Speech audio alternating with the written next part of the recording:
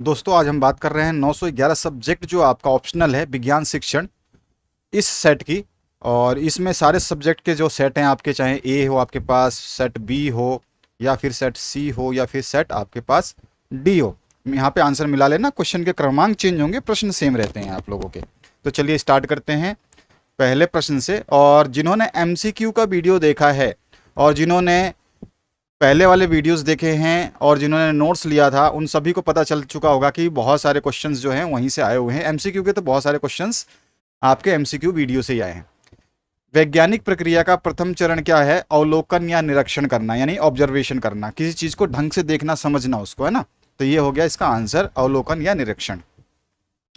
दूसरा क्वेश्चन पूछा गया है, बहुत सिंपल सा क्वेश्चन है, छोटे बच्चे ने, 5वीं क्लास के बच्चे ने भी पढ़ा होगा। रेगिस्तान का जहाज हम ऊंट को कहते हैं, ठीक है। तो रेगिस्तान का जहाज किसे कहते हैं? ऊंट को, क्योंकि ऊंट जो है रेगिस्तान में आसानी से भागता है। समस्या समाधान विधि में शिक्षक की भूमिका किस रूप में होती है? समस्या समाधान विधि में शिक्षक की भूमिका कैसी होगी?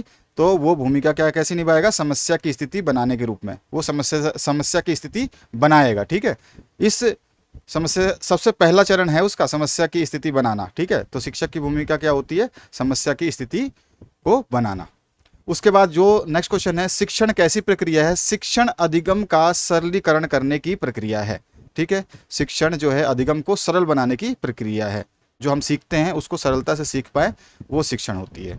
निदान शब्द का प्रयोग किसके लिए किया जाता है? तो निदान शब्द का प्रयोग मूल कारण का ज्ञान कराना या उसका समाधान कराना, उसके लिए किया जाता है, ठीक है। तो ये इसका आंसर हो गया। अब बात करते हैं नेक्स्ट क्वेश्चन की। मिलता जुलता अगर आपने आंसर लिखा है, अधिगम शिक्षण का सरलीकरण करने में शिक्षण कैसी प्रक्रिया है? सतत निरंतर चलने वाली प्रक्रिया है, जो शिक्षण अधिगम को सरल करने में प्रयोग किया जाता है। आजीवन चलने वाली प्रक्रिया भी बोल सकते हैं। चलिए कोई नहीं, जो आपने लिखा होगा अच्छा ही लिखा होगा। तो ये इंग्लिश में आपके क्वेश्चन हैं। आइए अब हम देखते हैं। विद्युत बल्ब में आर्गन तथा नाइट्रोजन गैस का अनुपात एमसीक्यू में अभी लेटेस्ट वीडियो डाला था कल ही परसों ही आपके लिए। तो 93:7 बताया था, उसमें फिलअप्स था, ठीक है ना। याद होगा आपको, उसमें फिलअप्स था, इसमें आपका एमसीक्यू दे दिया है। तो इसका बी ऑप्शन जो है करेक्ट हो जाएगा, ठीक है। चलिए नेक्स्ट जो क्वेश्चन है, वैज्ञानिक विधि के सूत्रपात का श्रेय किस वैज्ञानिक को जाता है? तो बेकन को जाता है। तो यहाँ पे सा ऑप्शन आपका करेक्ट हो जाएगा। नेक्स्ट जो क्वेश्चन है उसकी बात करते हैं। ऐसी आपदा क्या कहलाती है जिसमें कृषि एवं पशुपालन के लिए आवश्यकता से कम जल उपलब्ध हो? तो सूखा हो जाएगा भाई। बाढ़ आएगी तो आवश्यकता से ज्यादा, सुनामी पूरा गांव को बहा ले जाएगी, भूकंप तो पानी का कोई लेना देना नहीं है। यहाँ पे क्या बात कर रहा है? आपदा की बात कर रहा है। वो आपदा क्या कहलाती है? सूखा कहलाती है। तो ऑप्शन बिल्कुल आपका सही आंसर हो जाएगा। सभी ने सही किया होगा। नेक्स्ट जो क्वेश्चन उसकी बात करते हैं। जलीय जंतुओं को पालने के लिए मैंने बताया था एक्वेरियम होता है, एमसीक्यू में करवाया हुआ था। तो बी ऑप्शन आपका करेक्ट हो जाएगा। जो हॉस्पिटल वगैरह में आप देखते हो, कांच का एक जो है स्क्वायर टाइप में रहता है, बड़ा बड़ा, और उसमें मछलियां पालते हैं और उसमें पत्थर रखे रहते हैं, रंग बिरंगे मछलियां रहती हैं, उसको एक्वेरियम कहते हैं, ठीक है। ये क्या होता है? जलीय जंतुओं को पालने के लिए बनाया जाता है।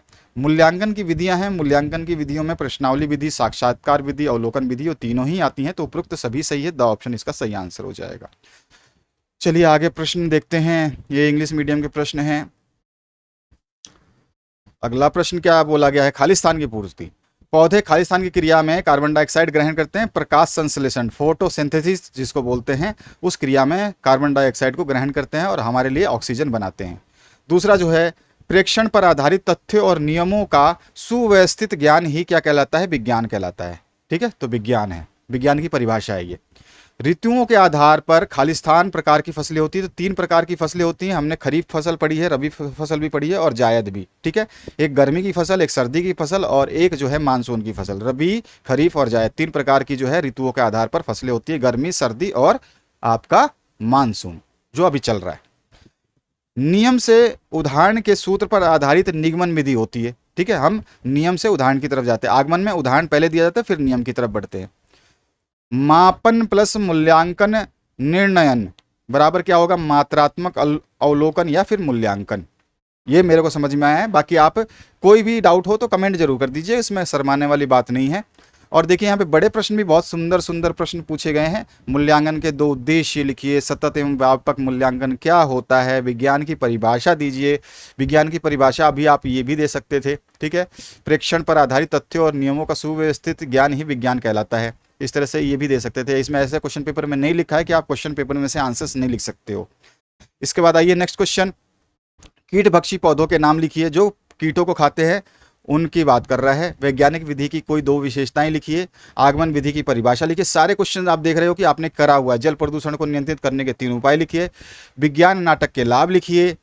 स्थानांतरण प्रमाण पत्र में किन किन बातों का उल्लेख रहता है। आप जानते हो जो ट्रांसफर सर्टिफिकेट होता है उसमें क्या क्या उल्लेख रहता है। आपने टीसी तो लिया होगा, तभी तो आपने एडमिशन लिया होगा हर जगह पे। तो टीसी में क्या क्या लिखा रहता है, बस उसको याद करके लिख देना था। कैश बुक का क्या उपयोग है, या तो आप ये कर सकते थे कैश बुक किस लिए उपयोग किया जाता है। आप जानते हो बही खाता के रूप में जो कैश बुक उपयोग किया जाता है।